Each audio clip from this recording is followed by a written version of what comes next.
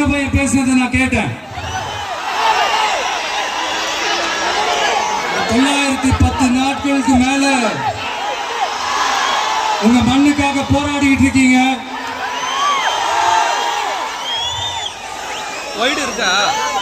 உங்க போராட்டத்தை பத்தி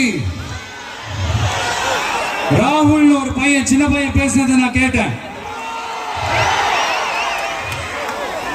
அந்த குழந்தையோட பேச்சு மனசு ஏதோ செஞ்சிருச்சு. உடனே உங்க எல்லாரையும் பார்க்கணும்னு தோணுச்சு, உங்க எல்லாரையும் கூட பேசி ஆகணும்னு தோணுச்சு. உங்க எல்லாரும் கூட நான் நிப்பேன், நீ தொடர்ந்து நிப்பேன் சொல்லணும்னு தோணுச்சு.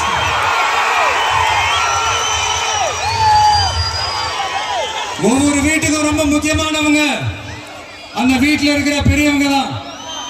அதே மாதிரிதான் நம்ம நாட்டுக்கு ரொம்ப முக்கியமானவங்க உங்களை மாதிரி விவசாயிங்க தான். அதனால உங்களை மாதிரி விவசாயிகளோட காலடி மண்ணை தொட்டு கும்பிட்டுதான்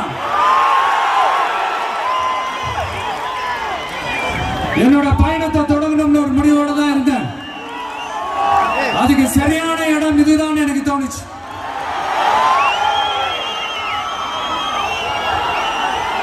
என்ன உங்க வீட்டில் இருக்கிற ஒரு மகனா என்னோட கள அரசியல் பயணம்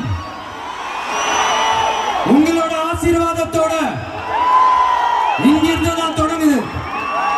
நம்மளுடைய முதல் மாநில மாநாட்டில் நம்ம கட்சியினுடைய கொள்கையை பத்தி நான் எடுத்து சொன்னேன். அதுல ஒண்ணுதான் இயற்கை வள பாதுகாப்பு. சூழலியல் மற்றும் காலநிலை நெருக்கடியை எதிர்கொள்ளக்கூடிய இயற்கைக்கு ஊறு விளைவிக்காத பகுதிசார் மாநில வளர்ச்சி பரவலாக்கம். இதான் நாம் அறிவிச்ச அந்த கொள்கை. இதான் நான் இங்க சொல்றதுக்கு காரணம் ஓட்டு அரசியலுக்காக இல்ல.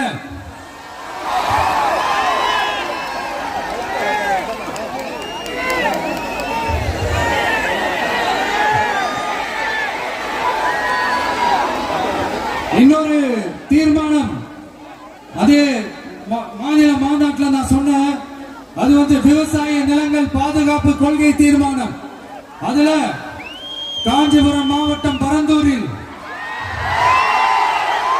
1000க்கும் மேற்பட்ட ஏக்கர் பரப்பளவில் 13 நீர்நிலைகளை அடிச்சு சென்னையை நிரந்தரமாக வெள்ளக்காடாக்கும் திட்டத்தை ஒன்றிய மாநில அரசுகள் கைவிட வேண்டும் வலியுறுத்தின. அது மட்டுமில்லாம இந்த மண்ணுக்காகவும் மக்களுக்காகவும் நம்ம விவசாயிகள் பாதிக்கிற இந்த திட்டத்துக்கு எதிராக சட்ட போராட்டம் நடத்தவும் தயங்க மாட்டோம்னு சொல்லியிருந்தோம். அதே இங்க உங்க முன்னாடி ரொம்ப ஸ்ட்ராங்கா வலியுறுத்துறேன். இந்த பிரச்சனையில நான் உங்களோட உறுதியா நிற்பேன். இன்னொரு முக்கியமான விஷயம், நம்மள ஆண்டுகிட்டு இருக்கிற ஒன்றிய அரசுக்கும் மாநில அரசுக்கும் நான் சொல்லணும்னு நினைக்கிறேன். நான் இங்க வளர்ச்சிக்கு எதிரானவெல்லாம் கிடையாது.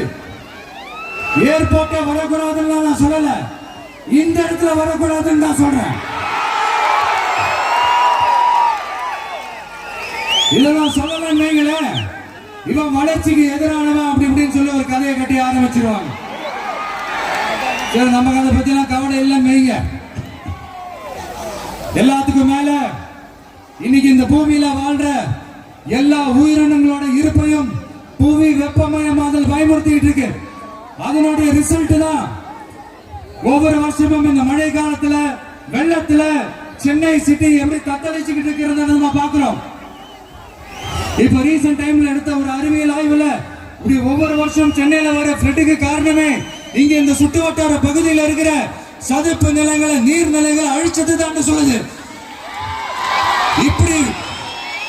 இப்படி ஒரு சூழல் இருக்கும்போது 90% ஆஃப் விவசாய நிலங்கள் 90% ஆஃப் நீர்நிலைகளை அழிச்சு இங்க இந்த பரந்தூர் விமான நிலையத்தை கொண்டு வரணும்னு எடுக்கிற அந்த முடிவை எந்த அரசா இருந்தாலும் அது மக்கள் விரோத அரசா தான் இருக்க முடியும்.